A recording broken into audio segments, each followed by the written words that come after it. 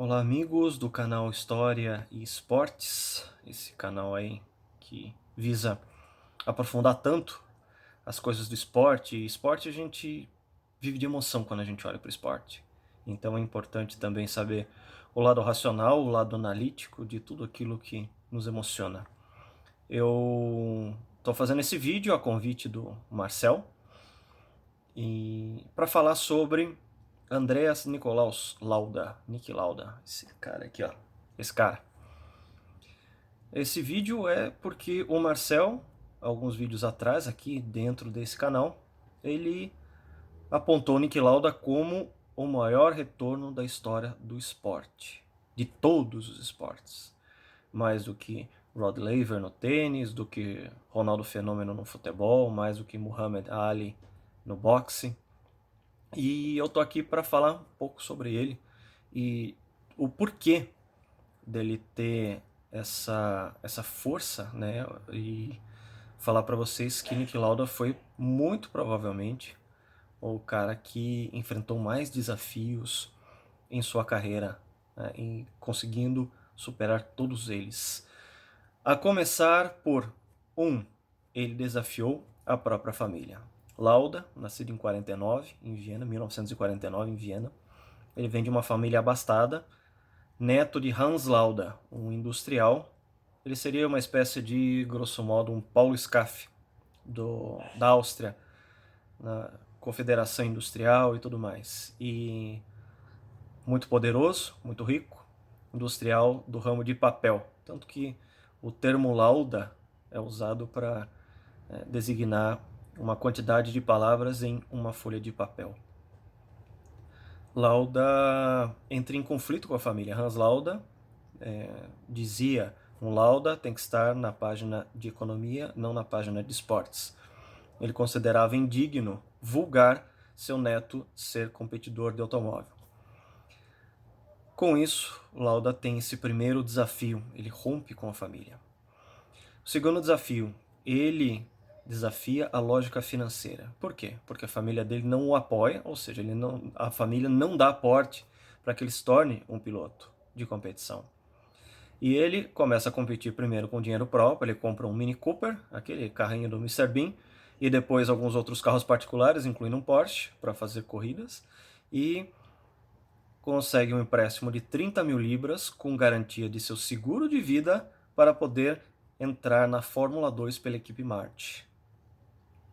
Para dar continuidade a essa carreira, isso na virada dos anos 70, ele faz mais empréstimos com valores aos quais ele não podia pagar, para entrar na Fórmula 1. Ele entra na Fórmula 1 pela própria equipe Marte, faz um primeiro grande prêmio na Áustria em 1971 e depois compra a vaga de segundo piloto da equipe Marte para 1972, ao lado de Ronnie Peterson. E nessa questão, Lauda sempre falava que se tudo desse errado, não custava nada para ele jogar-se com uma motocicleta em um muro de estrada qualquer. Ele tinha plena confiança em seu taco, ele tinha plena confiança em suas capacidades e que ele poderia cobrir esses empréstimos se a sua carreira deslanchasse. E ele ganha esse desafio ao entrar para a Ferrari, depois de um bom ano na BRM em 1973. Ele chama a atenção de Enzo Ferrari, depois do Grande Prêmio de Mônaco, o qual ele pilota em terceiro por muito tempo, num carro que não era para estar em terceiro lugar, e mais a indicação de seu companheiro de BRM, Clay Regazzoni, os dois acabam indo para a Ferrari em 1974. E nessas, Lauda já mostra o seu talento. Ele chega a liderar o campeonato, um dos campeonatos mais disputados na história da Fórmula 1, esse de 1974. Ele, entre a nona e a 10ª etapa, é líder do campeonato. Ele que já tinha conquistado vitórias, ele vence na Espanha, tem a sua primeira vitória no circuito de Jarama, em 74, mas acaba, por erros de juventude e algumas quebras, não disputando o título contra outros 3 pilotos. Emerson Fittipaldi, que acaba sendo o campeão do ano de 74 com a McLaren, O vice-campeão é Clay Regazzoni, que era da Ferrari, que não se mostrou tão rápido quanto o Lauda, mas mais consistente, mas não a ponto de tirar o título do Emerson. E o Jody Scheckter, que fez sua primeira temporada de Tyrrell também muito consistente, ficou em terceiro no campeonato. Lauda, em seu primeiro ano de Ferrari, fica em quarto, já mostra bastante velocidade, é o piloto que faz mais poles durante o ano e tem a sua consagração já em 1975, quando a Ferrari produz o modelo 312T, T do câmbio transversal. A partir da quinta etapa, que é Mônaco, Lauda emplaca uma série de vitórias e acaba sagrando-se campeão. 5 vitórias naquela temporada. Ele que atingiu o auge depois de desafiar a família, desafiar a lógica financeira, ele conseguia o título, seu primeiro título mundial em 1975, com até certa folga para o vice-campeão, que foi o Emerson Fittipaldi em seu último ano de McLaren. Começou em 1976, Emerson foi para Copersucar, entra em seu lugar James Hunt. A gente assistiu com muito bons olhos o filme Rush, mas ele carrega um pouco na questão de rivalidade entre Niki Lauda e James Hunt. Eles eram fundamentalmente amigos, apesar de terem personalidades muito opostas, e isso é muito bem mostrado no filme, eles não tinham esse componente de rivalidade ferrenha, como mostra, e que a gente entende que é uma licença poética usada por Hollywood para apimentar, para dar tempero a um filme que foi muito bem dirigido e muito bem produzido. Eis que em 1976 Lauda começa de maneira avassaladora, com muitas vitórias, alguns segundos lugares para Hunt, e um terceiro lugar e um abandono. E eis que chega a corrida de Nürburgring, na Alemanha, 1º de agosto de 1976. Foi o dia em que Niki Lauda passou a desafiar a morte. É aí o maior desafio que qualquer pessoa possa ter. Ele, numa corrida em que o asfalto estava molhado, os pilotos largaram com pneus de chuva e logo no começo o traçado já começou a ficar seco. Ele troca seus pneus para pneus de pista seca, volta, mas acaba tendo muito provavelmente uma quebra de suspensão, uma falha de suspensão na curva Bergwerk, entre o primeiro e o segundo terço do circuito, que tem mais de 20 km, e o seu carro perde totalmente o controle, ele não tem como corrigir a trajetória, ele bate com violência em um barranco, o carro pega fogo, mas o que realmente causa um problema é que seu capacete é arrancado no impacto. Ele usava um capacete um pouco mais folgado para ficar mais confortável, e esse capacete é arrancado com o impacto. Ele é salvo por pilotos que estão lá, o Arturo Merzario, o Guy Edwards, o Harold Ertel, John Watson chegou depois, o próprio Emerson Fittipaldi ajudou também no resgate. Todos sabem, Niki Lauda ficou desfigurado com o acidente, mas o maior problema foram os pulmões. Ele exalou muita fumaça tóxica vinda dos componentes do carro que estavam em chamas. Isso fez com que os seus pulmões ficassem praticamente em carne viva. Eles ficaram chamuscados internamente, né? Os alvéolos não estavam conseguindo fazer a troca de oxigênio. Tanto que quando ele foi hospitalizado, ele precisou fazer transfusões e transfusões de sangue para que o sangue dele estivesse oxigenado, né? E não foi dado a ele oxigênio justamente pela condição precária em que seus pulmões estavam. Isso acabou salvando sua vida. O processo de enganar a morte por Niki Lauda foi de uma pessoa que aguenta muito a dor e lida muito bem com o psicológico, porque, assim como foi mostrado no filme Rush, o tratamento para seus pulmões, para tirar toda a parte queimada de seus pulmões, consistia em inundar o pulmão com um líquido especial e fazer com que o próprio Lauda sinalizasse o quanto ele podia aguentar aquela água indo para seus pulmões para ser feita essa lavagem. E isso mostra uma fibra incomum, sobretudo quando um padre foi até a UTI e lhe deu extrema-unção. Ele ouviu as palavras do padre e lutou por sua vida, até por uma forma de contrariar as palavras de alguém que teria que ir lá para dar um apoio espiritual e não para encomendar a alma dele ao além. Feito isso, Lauda demorou apenas 42 dias para retornar a um carro de competição, ou seja, ele desafiou o medo de ter um novo acidente. Nós, motoristas banais de trânsito, quando a gente tem algum acidente leve, a gente demora para adquirir confiança de novo, a dirigir da mesma forma que a gente dirigia. Agora, imagine-se num carro de competição, que se você sofre um acidente sério, você pode ficar machucado, como ele ficou, muito machucado. Isso é uma comparação que vai até muito além, né, do que a gente pode imaginar, né? A gente, numa batida besta de trânsito, a gente já fica inseguro quando a gente volta a dirigir. Imagina então num carro de competição que a gente sabe que se sofrer um acidente, ele pode nos machucar de novo. E os acidentes são inerentes ao esporte a motor. Eis que Lauda desafia o medo e retorna no GP da Itália de Monza.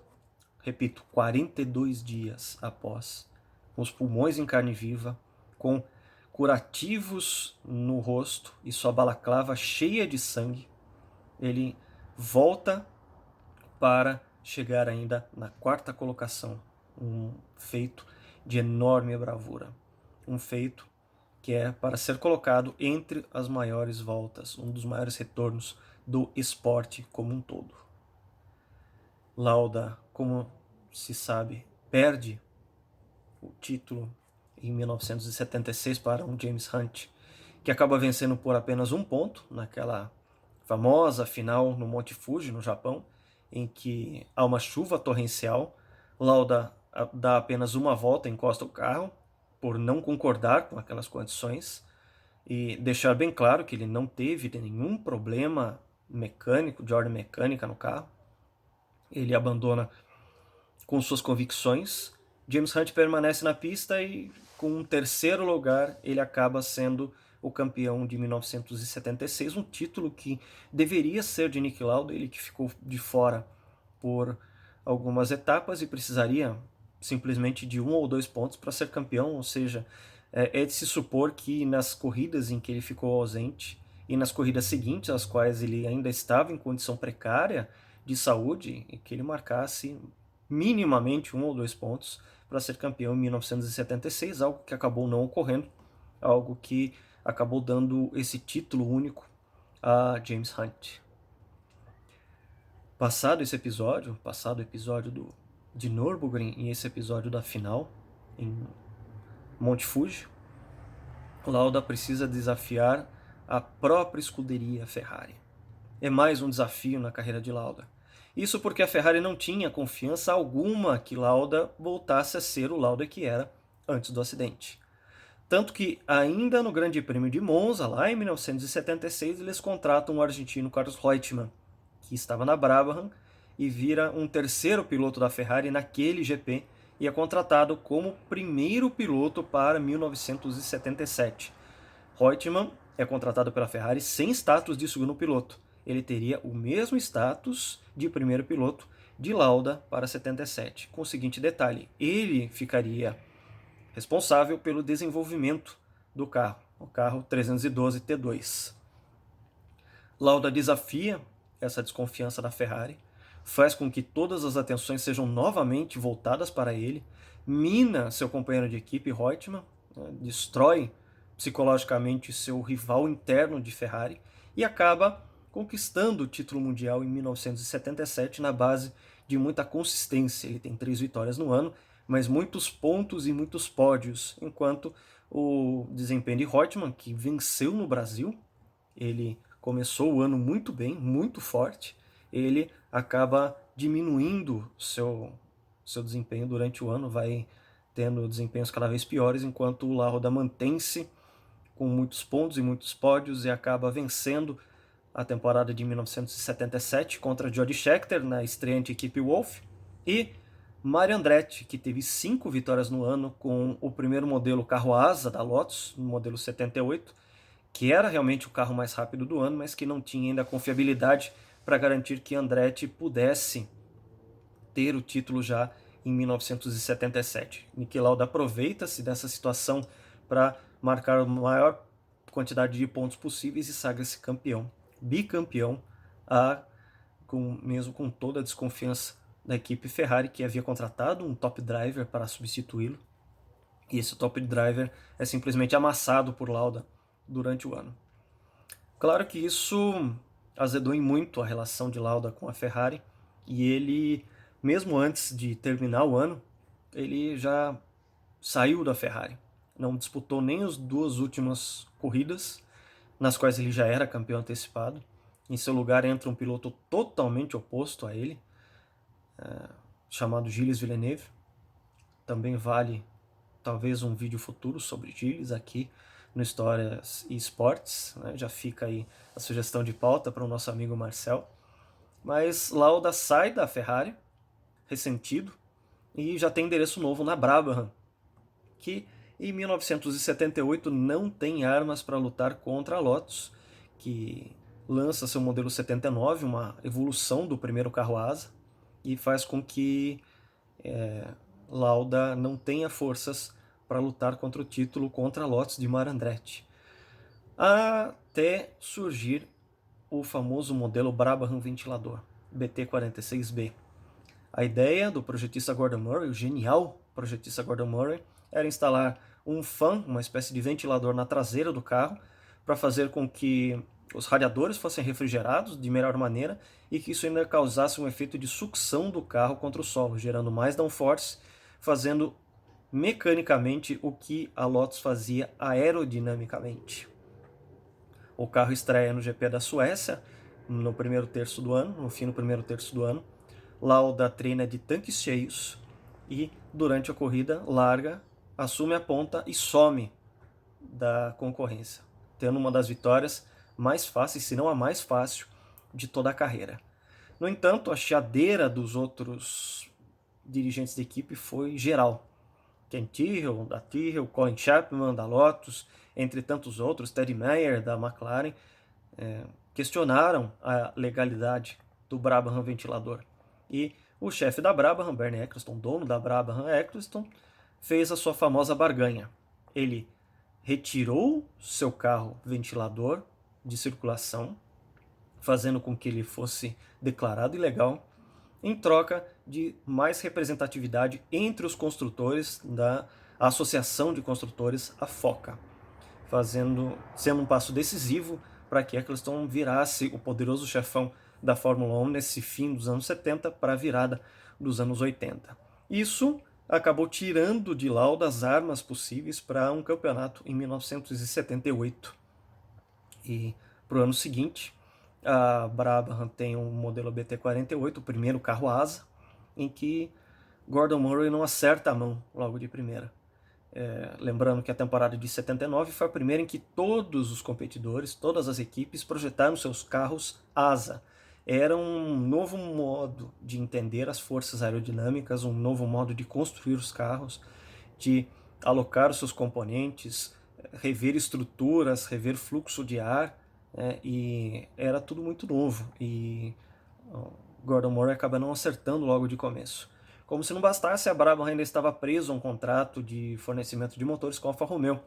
Era um motor V12, mais estreito, para que fosse melhorado o fluxo de ar embaixo do carro, mas era um motor que não tinha confiabilidade. Lauda abandona 11 corridas, pontua apenas em 2 e acaba abandonando a Fórmula 1 durante os treinos do GP do Canadá, quando a Brabham havia acabado de se livrar do contrato da Alfa Romeo e havia voltado para os motores Ford, e Gordon Murray havia feito de maneira improvisada o modelo BT-49.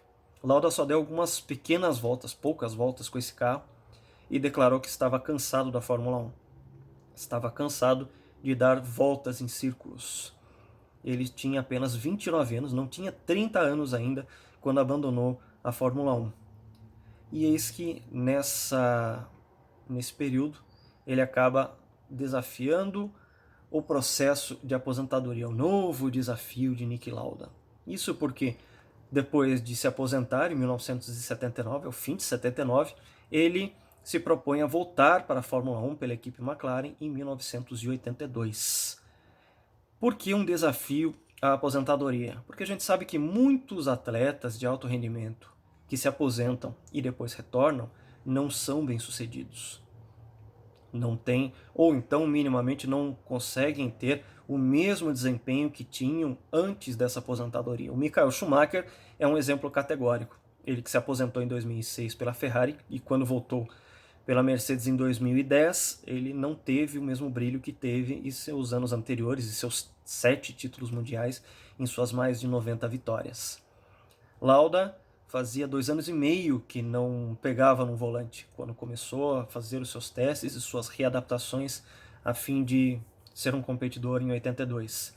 Então, ele desafia o processo de aposentadoria e desafia a pilotagem em carros completamente diferentes. Porque quando ele abandonou lá em 79, aquele era o início do carro asa. Em 1982, o carro asa atingiu o seu auge. Era o modo de se construir e de se evoluir os carros de competição. Era um carro muito, mas muito diferente em relação ao tipo de carro que ele teve na Ferrari com seus primeiros 2 títulos mundiais. A Fórmula 1 havia mudado muito, não apenas em sua engenharia, sua construção de carros, mas também como pilotá-los. Muitos pilotos eles não reagem bem a esse tipo de modificação.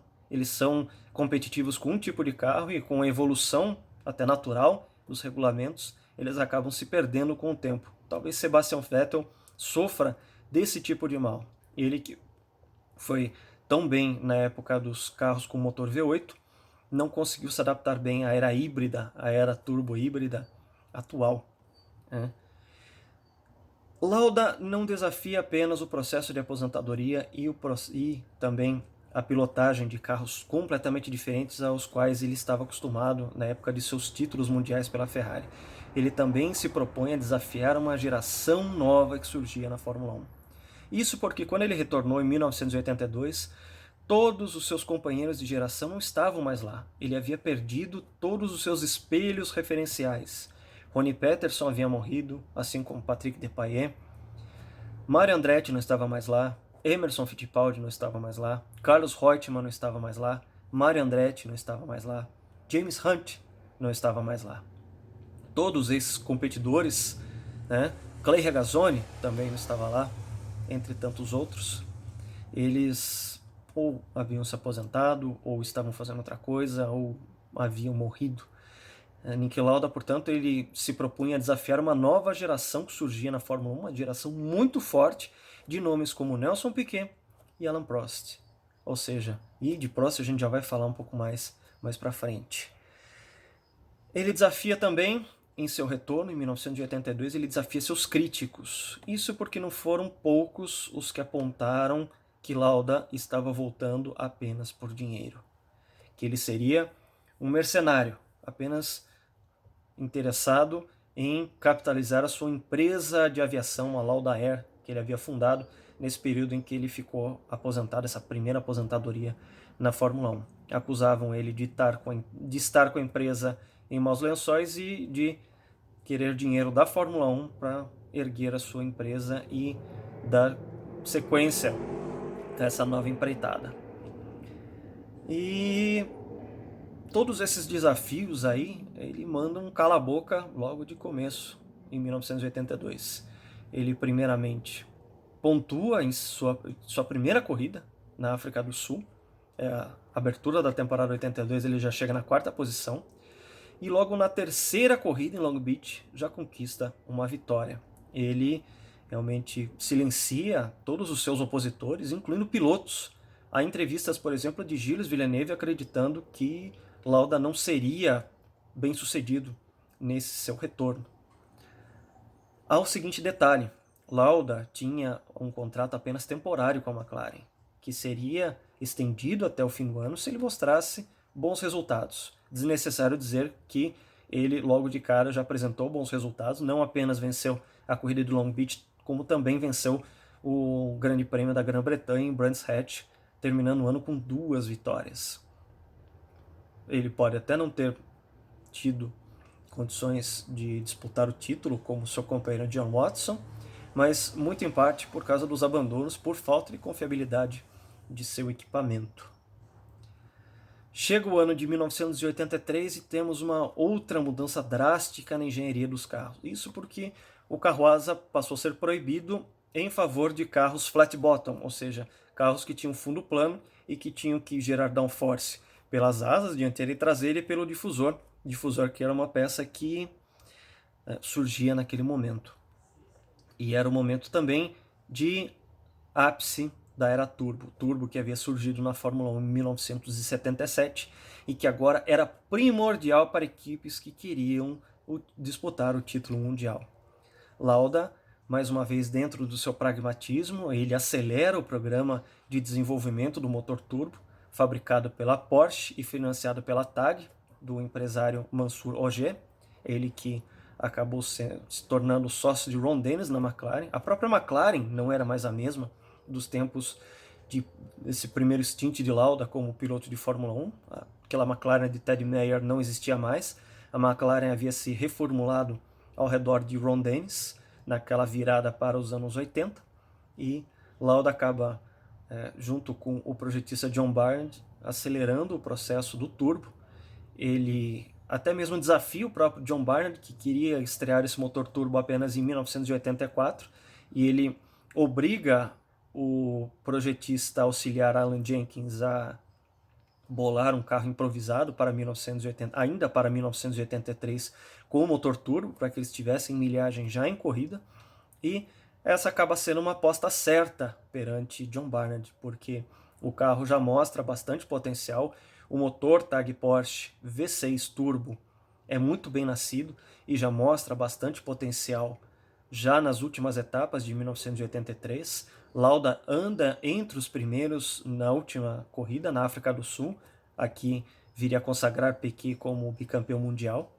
E quando John Barnard finalmente termina o chassi MP42 para 1984, é criado um pacote de um carro campeão. Lauda então tem o seu último e grande desafio na carreira. Ele terá que combater o mais forte companheiro de equipe que já havia enfrentado. Mais forte que Clay Regazzoni, mais forte que Carlos Reutemann, mais forte que John Watson, mais forte que Ronnie Peterson, que foi companheiro de Niki Lauda na March em 1972. Lauda tinha que desafiar ninguém menos que Alain Prost. Prost que foi demitido da Renault ao fim de 1983, de maneira até bastante injusta. Ele foi colocado como um bode expiatório da derrota da Renault contra Nelson Piquet e a Brabham BMW. E ele acabou sendo comprado, seu passe foi comprado a preço de banana pela McLaren. Era um piloto que já se mostrava melhor que John Watson, mesmo que Watson tenha disputado o título mundial de 1982. Muitas pessoas dizem que Lauda enfrentou um Prost que ainda não estava pronto para ser campeão mundial. E eu acho isso uma bobagem, porque Prost já tinha mostrado o seu talento já em 1980, quando estreou pela equipe McLaren, ainda McLaren de Ted Mayer. Ele se transfere para a Renault em 1981 e é o piloto mais destacado da segunda metade do ano. 3 vitórias, vários pódios. Ele que se tivesse esse carro já no primeiro semestre, ele ainda estava com o carro antigo de 80, ele teria disputado o título já em 1981. Prost também poderia ter sido campeão em 1982, uma temporada que acabou sendo de vitórias para muitos pilotos. A Renault faz um carro evoluído em relação ao modelo de 1981, mas que acaba pecando por confiabilidade e às vezes por alguns erros estúpidos ou por alguns processos bizarros de confiabilidade. Alain Prost acaba abandonando corridas as quais ele poderia vencer, coletar pontos para ser campeão já em 1982. Um exemplo que eu dou é que se Prost tivesse vencido o Grande Prêmio da Áustria daquele ano, ele que liderou praticamente a corrida inteira e quebrou nas voltas finais, 10 voltas do fim ou coisa assim, ele seria o campeão de 1982. Isso porque ele ganharia os 9 pontos e faria com que Keke Rosberg ganhasse 2 pontos a menos, né, já que ele chegaria na frente. O Rosberg chegou em segundo nessa corrida, ele passaria a terceiro, faria 2 pontos a menos e Prost seria o campeão de 1982 ao fim do ano, se ele tivesse contado com aquela vitória na Áustria. Isso sem contar, o que eu já disse, de 1983, Prost chegou líder do campeonato no Grande Prêmio da África do Sul, mas a Brabham já tinha um melhor carro naquele fim de ano.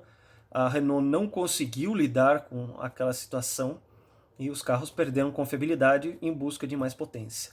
Prost acaba abandonando a corrida, Piquet chega na terceira colocação, que é suficiente para ganhar o título por apenas um ponto. Ou seja, Prost ele já havia mostrado o seu grande potencial em 1981, poderia ter sido campeão em 82, como também poderia em 83. E é este Alain Prost que Lauda precisa desafiar dentro da equipe McLaren no ano de 84. E é por isso que Lauda considera o seu terceiro título o mais importante, porque ele desafia Lauda, ele desafia uma nova geração de pilotos, ele desafia os seus críticos, ele desafia uma pilotagem que foi para a era turbo e que era totalmente diferente da época de seus títulos na Ferrari, e ele desafia esse processo como um todo, esse processo de aposentadoria, ou seja, ele volta às pistas para ser tricampeão mundial. Eis que a gente chega aí a essa conclusão, né? Lauda, ele desafia a família, ele desafia os processos lógicos financeiros, ele desafia a morte, ele desafia a desconfiança da própria equipe, ele desafia a aposentadoria, ele desafia o processo de mudança de pilotagem, ele desafia uma nova geração de pilotos, ele desafia a falta de seus espelhos referenciais, ele desafia seus críticos, ele desafia o mais forte companheiro que alguém poderia ter em sua carreira, e Lauda vence todos esses desafios. E é por isso que eu costumo dizer que Andrés Nicolaus Lauda é e sempre será a pessoa mais forte a ter passado pela história da Fórmula 1. Abraço a todos.